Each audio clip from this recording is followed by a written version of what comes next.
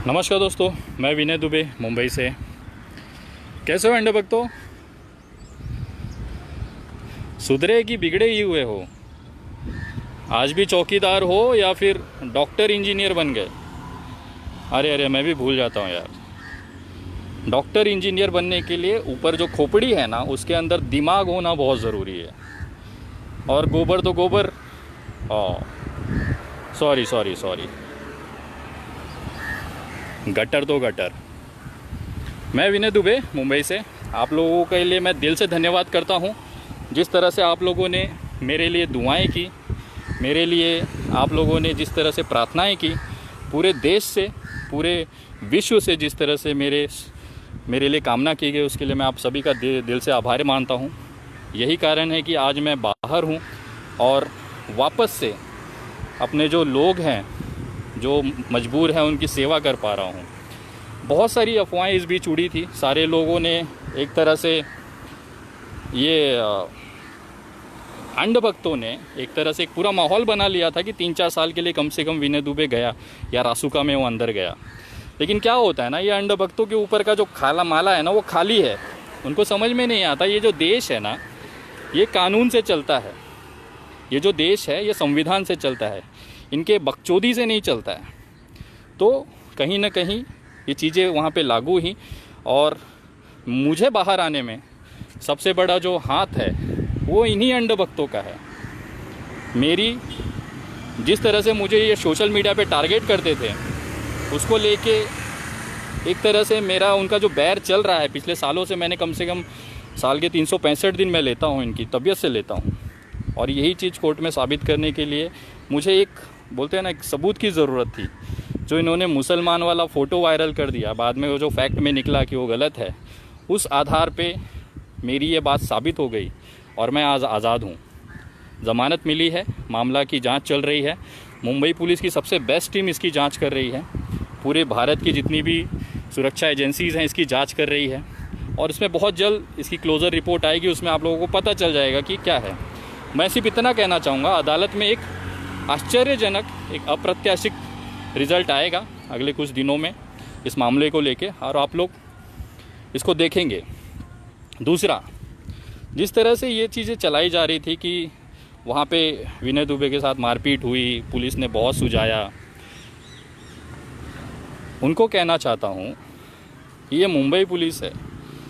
ये एक इतनी बेहतरीन स्टाफ है, पुलिस होती है, जो मानवीयता के आधार पे काम करती है, जो एक, बोलते हैं ना, इंसानियत के हिसाब से काम करती है। और ये जो बोलते हैं ना कि 2 कौड़ी के जो अंध भक्त हैं ना, उनके लिए ये सारी चीज़ें कॉमन हैं। लेकिन फिर भी कहीं ना कहीं जिस तरह से वहाँ पे मेरे साथ सलूक किया गया, वो एकदम बेहतरीन था। और मुझे धन्य हूँ कि मुझे ऐसी पुलिस टीम के साथ में जांच करने का, मेरी जांच होने का मौका मिला है, जो महाराष्ट्र में, मुंबई में सबसे बेहतरीन अधिकारी हैं। और मुझे पता है उनकी जांच में कल को भविष्य में जो भी चीज़ें आएंगी, मुझे भी अपनी बात रखने का मौका मिलेगा। उस समय अदालत की तरफ से एक बेहतरीन फ़ैसला आएगा और ये आप सबके सामने होगा। मैं ये लाइव आने का कारण था कि मैं आपको बताना चाहता हूँ कि मेरे सारे फेसबुक अकाउंट डिलीट्स कर दिए गए हैं सरकार की तरफ से। एक मैंने नया पेज बनाया है जो कि द विनय दुबे के नाम से है, जिस पे मैं लाइव हूँ फ़िलहाल में। आप उस पर जुड़ें और जिस तरह से आप लोगों ने पूरे देश से प्यार और स्नेह दिया था, वैसा ही प्यार और स्नेह इस पेज पे आप जुड़ के आप लोगों तक मेरी बात पहुंचाएं। सबसे इम्पोर्टेंट बात ये थी, जिस तरह से माहौल बनाया गया, टीवी डिबेट चलाए गए, कहीं ना कहीं मुझे एक चीज़ का गर्व है कि शायद मेरे जेल जाने के बाद, जिस दिन मैं जेल गया उसके तुरंत बाद, पूरे देश में मज़दूरों को जो भुखमरी थी, मज़दूरों को लेके जो एक, बोलते हैं ना कि अनदेखापन था, वो लोगों की नज़र में आया। और पुलिस ने ये माना है कि मैं एकमात्र ऐसा व्यक्ति हूँ पूरे भारत में जिन्होंने मज़दूरों को लेके इस तरह का मूवमेंट, इस तरह की बयानबाजी, इस तरह की उनकी आवाज़ उठाने का जो मैंने प्रयास किया, जिसका रिज़ल्ट था कि मुझे जेल हुई। उसके बाद कहीं ना कहीं इन मज़दूरों को, महाराष्ट्र हो चाहे दूसरे राज्य हों, उनको रोज़ भोजन और राशन मिलना शुरू हो गया। तो कहीं ना कहीं मुझे एक संतुष्टि थी कि भले मैं जेल हूँ, लेकिन उसकी वजह से आज मेरे लाखों, हज़ारों जो मज़दूर भाई हैं, उनके पेट में 2 वक्त का निवाला जा रहा है। उसके साथ में ही मैंने जो मुद्दे उठाए थे, लोग मुझे अंध भक्त बोलते हैं कि तेरी क्या औकात है, विनय दुबे कौन है, क्या कर सकता है, तेरे को कौन जानता है। तो मैं बताना चाहता हूँ कि विनय दुबे वो व्यक्ति है जिसके नाम के लिए पूरे भारत के सभी भाषाओं में 24-24 घंटे लगातार 3-3, 4-4 दिनों तक न्यूज़ चली है। विनय दुबे की वो औकात है। सोशल मीडिया पे लगातार 3 दिनों तक ट्रेंड हुआ हूँ, ट्विटर वगैरह पे टॉप ट्रेंडिंग में मैं रहा हूँ। विनय दुबे की औकात वो है। लगभग जिस तरह से पूरे देश के मज़दूरों में एक जो उम्मीद जगी, वो संख्या लाखों में है, करोड़ों में है। चाहे वो गुजरात का हो, चाहे महाराष्ट्र में हो, चाहे उत्तर प्रदेश में हो, चाहे साउथ में फंसा हुआ एक मज़दूर हो, उसको एक आस जगी कि विनय दुबे नाम का लड़के ने हमारे लिए आवाज़ उठाई, हमारे लिए जेल गया। और उसके बाद जो उनकी जो दुआएं चालू हुई हैं मेरे लिए पूरे देश से, लाखों की संख्या में व्हाट्सएप मैसेजेस आए, लाखों की संख्या में, और सभी ने दुआएं की कि आप सुरक्षित बाहर आ जाएं। आपने उन गरीब मज़दूरों की आवाज़ उठाई है जिसको कोई नहीं देख रहा था। आज शायद आपकी वजह से उनको निवाले मिल रहे हैं, उनके पेट में भोजन जा रहा है।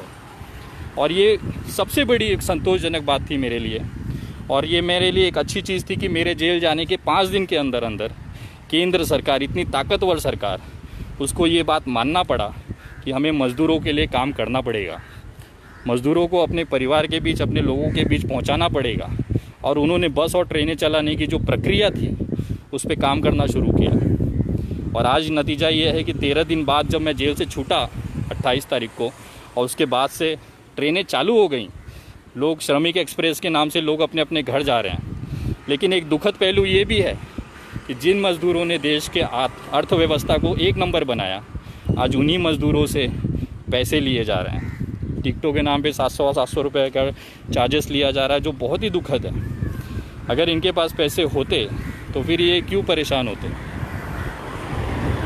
700 रुपये का टिकट एक मज़दूर से, वो भी इस परिस्थिति में जब भुखमरी, लॉकडाउन की वजह से उनके पास खाने के पैसे नहीं हैं।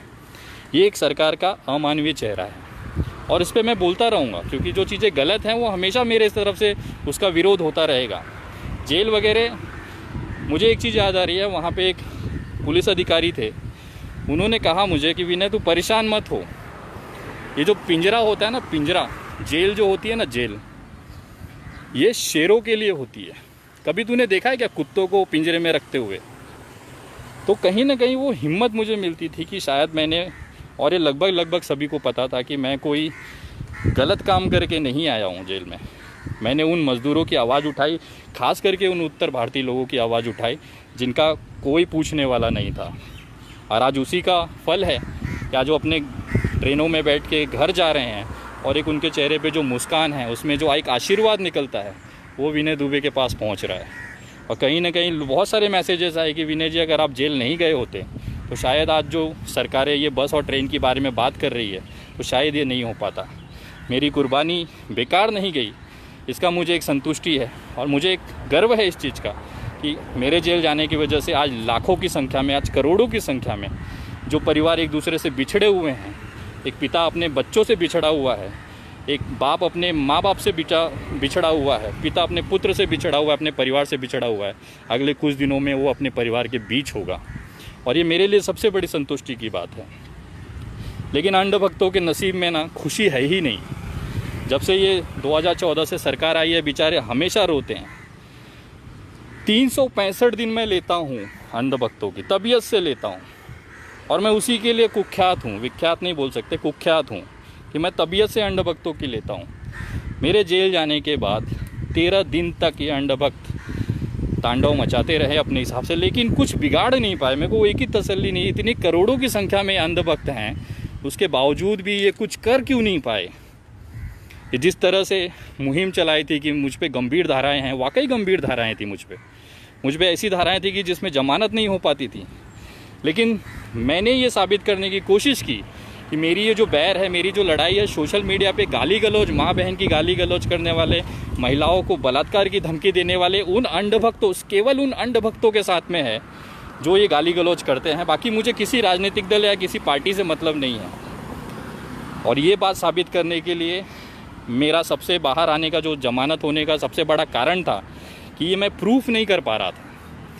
और अचानक से मुझे पता था, मैंने अपने एडवोकेट को कह रखा था कि भाई आप शांति से बैठो, ये अंधभक्त हैं और ज़रूर गलती करेंगे, और उस गलती का वेट करो, ये गलती करेंगे और उसके बाद मैं ज़मानत मिल जाएगी मुझे। और इन्होंने वाकई वो गलती कर दी। इन्होंने जिस तरह से मुसलमान बता के मेरा फ़ोटो वायरल कर दिया और ये चीज़ साबित हो गई।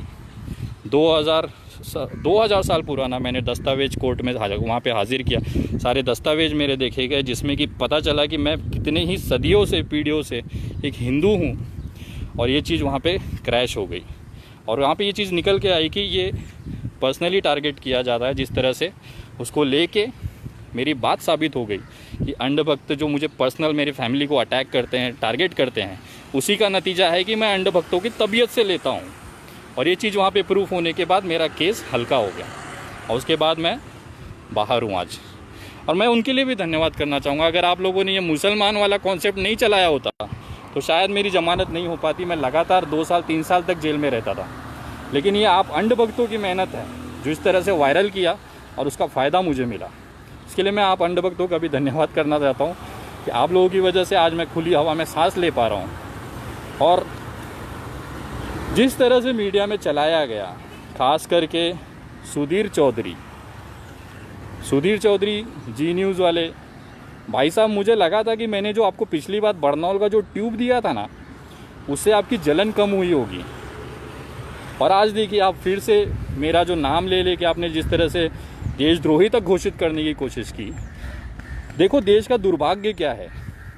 देश का दुर्भाग्य ऐसा है कि एक हफ्ता मांगने वाला व्यक्ति, 100 करोड़ की घूस मांगने वाला व्यक्ति, तिहाड़ में जाके घूसखोरी के नाम पे जेल जाने वाला सुधीर चौधरी तिहाड़ी, वो दूसरे को देशद्रोही का सर्टिफिकेट बांट रहा है। अरे सुधीर भाई, मैं आपके जैसे हफ्ता मांगने के इल्ज़ाम में जेल नहीं गया था। मैं आपके जैसे देश को बेचने का, पत्रकारिता के नाम पे देश को बेचने के लिए पैसे मांगने के लिए जेल में नहीं गया था। मैं जेल में गया था क्योंकि मेरे मजदूर भाई भूखे थे। मैं जेल में गया था कि उनके घर पे राशन का एक दाना नहीं था। मैं जेल में गया क्योंकि मुझे उन मज़दूरों को भूखे मरते नहीं देखना था। यही फ़र्क है आप में, एक दलाल पत्रकार में और एक विनय दुबे में। और मुझे लगा था कि पिछली बार जिस तरह से आपने दिल्ली चुनाव में जनता को ये कहा था, क्या कहते हैं कि मुफ्तखोर है दिल्ली की जनता, अरविंद केजरीवाल की चुनाव जीतने के पहले। उसके बाद मैंने आपको बरनौल गिफ्ट किया था। मेरी वीडियो यूट्यूब पे है, जिसको चाहिए वो देख सकता है। मुझे लगा था आपकी जलन कम हो गई होगी, लेकिन ऐसा लग रहा है कि शायद मुझे बड़ी वाली ट्यूब भेजनी चाहिए थी। और टेंशन मत लीजिए, बिंदास टेंशन मत लीजिए, अगले कुछ दिनों में कुरियर करने की कोशिश करता हूँ। आपको एक बड़ा वाला 1 किलो का बरनौल भेजता हूँ। लगाओ सुधीर भाई, आपको आराम मिलेगा। और विनय दुबे ऐसे ही लेता रहेगा, जहाँ पे भी गलत होगा वहाँ पे विनय दुबे आवाज़ उठाता रहेगा। और तुम जैसे लोग ना तो देशद्रोही का शब्द ही मत बोलो रे। तुमसे जैसा बिकाऊ देश को बेचने वाला इस देश में नहीं मिलेगा। तिहाड़ जाओ तुम, 100 करोड़ की घूस मांगो तुम, और देशद्रोही मैं। मजदूरों की आवाज़ उठाना देशद्रोह है। अगर मजदूरों की आवाज़ उठाना देशद्रोही है तो मैं हूँ। अगर किसी को भूखे को पेट को राशन दिलाना देशद्रोही है तो मैं हूँ। मैंने यूट्यूब पे बहुत सारी वीडियोस देखी कि बहुत सारे मजदूरों ने जगह जगह वीडियो बना के पोस्ट किया, डाला कि आज उत्तर भारत के, खास करके उत्तर प्रदेश, बिहार और पश्चिम बंगाल के मजदूरों ने, कि कोई तो है विनय दुबे करके जो हमारे परिवार के लिए, हमारे लोगों के लिए वहाँ पे खड़ा है। महाराष्ट्र में, मुंबई में लॉकडाउन जैसी परिस्थिति में पूरे देश में भूचाल लाके छोड़ा है। तब कहीं जाके सरकारें जागी हैं, तब कहीं जाके ये ट्रेनें और बस चलाने की बात शुरू हुई है। नहीं तो ये लोग यहीं भूखे मर जाते हैं।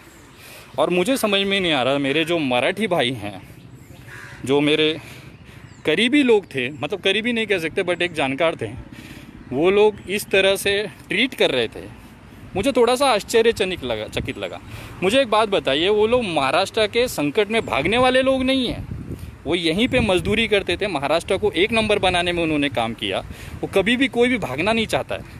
लेकिन जब बात परिवार की, जब बात भूखे पेट की होती है ना, तो सबको अपना गांव समझ में आता है, जाना चाहते हैं। महाराष्ट्र से बहुत सी परिवार कोंकण, अलग अलग ज़िलों में गए क्योंकि उनका परिवार वहाँ पे था। वही इंसानियत, वही परिवार की जो माया है, जो प्रेम है, वो सबके अंदर होती है। जो लोग 2-2 हज़ार किलोमीटर दूर आके फंसे हैं, अटके हैं, ये उनके लिए ज़रूरी था कि उनके परिवार के बीच वो जाएँ। भले वहाँ पे उनके साथ जो हो जाए लेकिन चलेगा, लेकिन वो जाना चाहते थे। और ये मेरा आंदोलन नहीं था कोई, या मैंने उनको नहीं भड़काया था। ये मज़दूरों के दिल की आवाज़ थी, वो अपने परिवार के बीच जाना चाहते थे, जिसके लिए उन्होंने आवाज़ उठाया और वो गए भी। आज अगर ये महाराष्ट्र से जा रहे हैं या जिस तरह से वो अपने परिवार के बीच पहुंच रहे हैं, तो कहीं ना कहीं उससे महाराष्ट्र पे जो लोड है वो कमी होगा। जो स्वास्थ्य सुविधाएं हैं या जो भोजन की प्रणाली है, राशन प्रणाली है, उसका कहीं ना कहीं महाराष्ट्र पे जो लोड है वो बैलेंस होगा। इनको राशन चाहिए होता तो ये आंदोलन ही नहीं करते थे। इनको अपना परिवार चाहिए होता है, और परिवार सबको चाहिए होता है। मुंबई से कितने ही मराठी फैमिली, मराठी लोग, मेरे मराठी भाई अपने अपने गांव, अपने परिवारों के बीच चले गए। उसका कारण यही था, परिवार ज़रूरी होता है। संकट के समय में उनका ध्यान रखने वाला कोई नहीं है। पत्नी बच्चे गांव में है, पति यहाँ पे है, किस तरह से रहता होगा, आप समझिए चीज़ों को। तो ये सारी चीज़ें थी जिसको लेके ये आवाज़ था। ये कोई महाराष्ट्र के संकट से भागने वाले लोग नहीं हैं, ना वो भागना चाहते थे। अगर उनकी व्यवस्था यहाँ पे है, उनको परिवार की ज़रूरत थी, इसकी वजह से उन्होंने ये आवाज़ उठाई और उन्होंने ये आंदोलन किया। और उसकी वजह से आज इस आंदोलन का जो चेहरा बनाया गया है मुझे, वो चीज़ मैं आज उस चीज़ को देख रहा हूँ, झेल रहा हूँ, और आगे भी जब भी गलत होगा उसकी आवाज़ मैं उठाते रहूँगा। जिस तरह से मुझे राजनीतिक शिकार कराया गया कि मेरा राजनीतिक दलों से संबंध है, मेरे नेताओं से संबंध है, तो मैं आज आप लोगों को बताना चाहता हूँ कि मेरे व्यक्तिगत संबंध लगभग सभी पार्टियों से हैं। भारतीय जनता पार्टी के भी वरिष्ठ जो नेतृत्व है उनसे भी मेरे अच्छे संबंध हैं। शायद ही कोई पार्टी होगी जिसमें मेरे संबंध ना हो, लेकिन पार्टी से जुड़ना और एक संबंध होना, एक व्यक्तिगत पर्सनल रिलेशन होना और संबंध होना, ये दो अलग चीज़ होती है। 2012 में मैंने चुनाव लड़े राष्ट्रवादी से, लेकिन उसके बाद रिज़ाइन करने के बाद उसके बाद राष्ट्रवादी कांग्रेस पार्टी से मेरे कोई संबंध नहीं रहे। हाँ, लेकिन व्यक्तिगत जुड़ाव हमेशा रहा है। मैं मनसे से भी जुड़ा रहा हूँ, व्यक्तिगत तौर पर राज साहब से जुड़ा रहा। राष्ट्रवादी के बहुत से नेताओं के साथ मेरे व्यक्तिगत संबंध थे, लेकिन जिस तरह से अनिल देशमुख जी को शिकार बनाया गया, गृह मंत्री जी को, वो मुझे लगता है कि वो गलत है। अनिल देशमुख जी जो गृह मंत्री हैं उनको मैं कभी ज़िंदगी में नहीं मिला हूँ। मेरे पिताजी एक ऑटो ड्राइवर हैं, जिन्होंने अपनी आजीवन की जो पूंजी बचा के रखी थी उसमें से 25,000 रुपये वो दान देना चाहते थे उस भूमि को, जिस भूमि पे उन्होंने पूरी ज़िंदगी दी है, जिनका जन्म इस भूमि पे, महाराष्ट्र की भूमि में हुआ है। और आज इस महाराष्ट्र की संकट की घड़ी में अगर वो व्यक्ति अगर महाराष्ट्र की लड़ाई में साथ देना चाहता है और उसके लिए उन्होंने ये सोचा कि मेरे पास कुछ पैसे हैं वो मैं देना चाहता हूँ महाराष्ट्र सरकार को, ताकि वो इस लड़ाई में लड़ सके मजबूती के साथ और इस बीमारी से जीत सके और महाराष्ट्र को सुरक्षित रख सकें। वो चेक देने में मंत्रालय गया था मेरे पिताजी के साथ में, और वहाँ पे एक कोइंसिडेंट था, कोई पहले से प्लान नहीं था। उस समय चेक लेने के लिए गृह मंत्री जी उपस्थित थे, हमने उनको चेक दिया, उन्होंने हमें धन्यवाद कहा, बस इतना सा ही रोल है।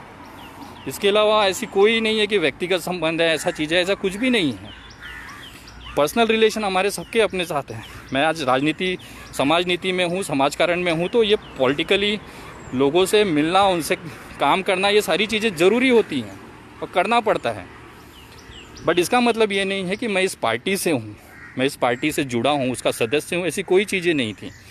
और मुझे गर्व है कि कम से कम अंधभक्तों के बापों के जैसे, अंधभक्तों के पिताजियों के जैसे मेरे पिताजी नहीं हैं। मेरे पिताजी भले पूरी ज़िंदगी उन्होंने ऑटो चलाया, लेकिन कम से कम महाराष्ट्र में जब संकट आया, महाराष्ट्र में जब सबसे ज़रूरी, जब ज़रूरत पड़ी, तो उन्होंने अपनी आजीवन आगे के भविष्य के लिए जो पैसे संभाल के रखे थे उसमें से कुछ पैसे महाराष्ट्र की लड़ाई में दान दिया। मैं अंधभक्तों से पूछना चाहता हूँ, तुम्हारे कितने बापों ने कितना पैसा दिया और तुम्हारे क्या योगदान रहा है कोरोना रोकने में, उस पर चर्चा नहीं करोगे। और जिस तरह से टारगेट किया जाता है वो बहुत ही भयंकर हिसाब से होता है, लेकिन कोई फ़र्क नहीं पड़ता। जिस तरह से मैंने आज तक ली है अंधभक्तों की, वैसे आगे भी लेता रहूँगा। ये वीडियो बनाने का मेरा कारण यही था कि कुछ चीज़ें जो थी आपको जानना ज़रूरी थी। मैं हिंदू हूँ, मुझे गर्व है इस चीज़ का। मेरे 200 साल 300 साल पुराना जो इतिहास, उससे पहले का जो मेरा हिंदू धर्म का इतिहास रहा है, उस पर मैं कट्टर हूँ और आगे भी रहूँगा। हिंदू का मतलब भारतीय जनता पार्टी का गुलाम होना ये ज़रूरी नहीं है। मैं हिंदू हूँ, उस चीज़ का मुझे गर्व है, और किसी भी भड़वे अंधभक्त से ना मुझे सर्टिफिकेट लेने की ज़रूरत नहीं है। मैं हिंदू हूँ, मुसलमान हूँ, मैं कोर्ट में ऑलरेडी साबित कर चुका हूँ। और जितने भी मीडिया चैनल, मैं इसी के लिए इतना दिन समय लिया, मुझे वो एविडेंसेस जमा करने थे ताकि भविष्य में उनको मैं मुंबई बुला सकूं, अपना मेहमान बना सकूं और सेवा कर सकूं। और सारी लिस्टिंग तैयार है। अगले ही कुछ दिनों में जैसे ही कोर्ट्स खुलेंगी लॉकडाउन के बाद से मेरी प्रक्रिया शुरू हो जाएगी और बारी बारी सबकी जिस तरह से जिन्होंने जो बर्ताव किया है ना, उनको सूद समेत मैं वापस दूंगा, ये मेरा शब्द है।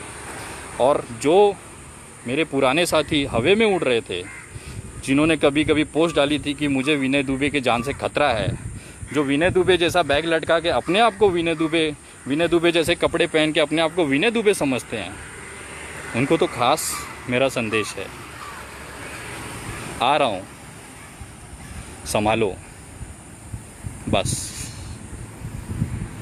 इतना सा संदेश था। आप मेरे सोशल मीडिया पेज से जुड़े, द विनय दुबे करके, या आप @विनय दुबे इंडिया करके सर्च करेंगे तो द विनय दुबे करके आपको एक फेसबुक पेज मिलेगा जिसमें मेरा लाइव वीडियो रहेगा ये वाला। और इससे आप ऑथेंटिक समझे कि ये मेरा खुद का अकाउंट है। बहुत सारे मेरे नाम के अकाउंट है, लेकिन आप लोग संभल के रहें। मेरा जो ओरिजिनल फेसबुक अकाउंट पेज मैंने बनाया है वो द विनय दुबे के नाम से है, आप सर्च करिएगा। ट्विटर पे आप मुझसे जुड़ सकते हैं। ट्विटर पे मुझे फॉलो करने के लिए @THE_विनय VINAY दुबे DUBEY @the_विनय दुबे, इस नाम से मेरा ट्विटर है, उस पर आप जुड़ सकते हैं। और आप लोगों का आशीर्वाद और साथ ऐसे ही रहे। और मैं उन तमाम लोगों को दिल से धन्यवाद करता हूं कि मेरे परिवार में इतनी मुश्किल घड़ी में जिन्होंने मेरा साथ दिया, जो मेरे परिवार के साथ खड़े रहे, मैं उनका दिल से धन्यवाद करता हूं। और आजीवन ऋणी रहूँगा आपके इस एहसान का। जिस तरह से भी चीज़ें गई हैं, मेरी पूरी एडवोकेट टीम, अरुण मिश्रा जी को मैं धन्यवाद करूंगा, जिन्होंने दिन रात मेरे परिवार को, मेरे छोटे भाई का मैं धन्यवाद करता हूं, जिसने बहुत मेहनत किया मुझे इस चीज़ से बाहर निकालने के लिए। और मैं वेट करूंगा अदालत के फ़ैसले के लिए, जब हकीकत इस देश के सामने, इस दुनिया के सामने आएगी। और उसके बाद मैं सवाल पूछूंगा उन लोगों से जिन्होंने मेरे पीठ पीछे, मेरे अपने लोगों से जिन्होंने मेरे पीठ पीछे जिस तरह से बुराइयां की, जिस तरह से गालियां दी, एक एक गाली का हिसाब लेगा ये विनय दुबे। मैं कुछ चीज़ भूलता नहीं हूँ, बस समय का इंतज़ार करता हूँ। सही समय पर सही चीज़ ज़रूर करूँगा, और ये मेरा शब्द है। और मैं उन तमाम मेरे मज़दूर भाइयों से कहूँगा, और ख़ास करके केंद्र सरकार से निवेदन करूँगा और उनको धन्यवाद करूँगा, केंद्र सरकार जी को, माननीय प्रधानमंत्री जी को धन्यवाद करता हूँ कि आप लोगों ने मज़दूरों के लिए सोचा, ये उनको अपने घर पहुँचाने के लिए जो कदम उठाया, सराहनीय कदम उठाया, उसका मैं धन्यवाद करता हूँ, आभार मानता हूँ। और लेकिन एक छोटी जानकारी ये भी देना चाहता हूँ कि जो रेलवे चल रही हैं वो केंद्र सरकार के अधीन में है, उसमें राज्य सरकार का कोई रोल नहीं होता है। तो जो टिकटें वगैरह की जो खरीदी होती है, जो पैसे लिए जाते हैं, वो केंद्र सरकार की तरफ से लिए जा रहे हैं। तो उनको मैं निवेदन करूँगा कि ऑलरेडी ये मज़दूर बेचारे मजबूर हैं, इन पे इतनी तो दया करिए। 100-500 रुपये से कुछ फ़र्क नहीं पड़ जाएगा सर, इनको जाने दीजिए। अगर आप ले जा रहे हैं, जा ही रहे हैं लेके, तो कम से कम इन्हें निःशुल्क लेके जाएं, ताकि इन पे दबाव ना बने। और मैं आप लोगों की कर्म की, खास करके महाराष्ट्र सरकार का दिल से धन्यवाद करना चाहूँगा, जिस बेहतरीन तरीके से कोरोना से ये लड़ रहे हैं। शायद ही पूरे देश का कोई राज्य इतनी खूबसूरत तरीके से, इतनी मेहनत से लड़ रहा होगा। और मुझे आशा है जल्दी हम लोग कोरोना जैसी बीमारी से बाहर आ जाएंगे। मैं सभी लोगों से निवेदन करूँगा, अपने घरों में रहें, सुरक्षित रहें और अपने परिवार का ध्यान रखें। ये पल वापस नहीं आएगा, अपने परिवार के साथ उसे एंजॉय करें।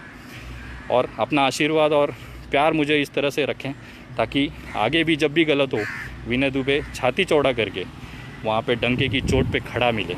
इतना आशीर्वाद, इतनी हिम्मत मुझे देते रहें। मेरे पेज से जुड़ें, अपनी बातें वहाँ पे रखें, मेरी बातें आप सुनें और देश को स्वर्णिम बनाने में मेहनत करें। जय हिंद, जय महाराष्ट्र।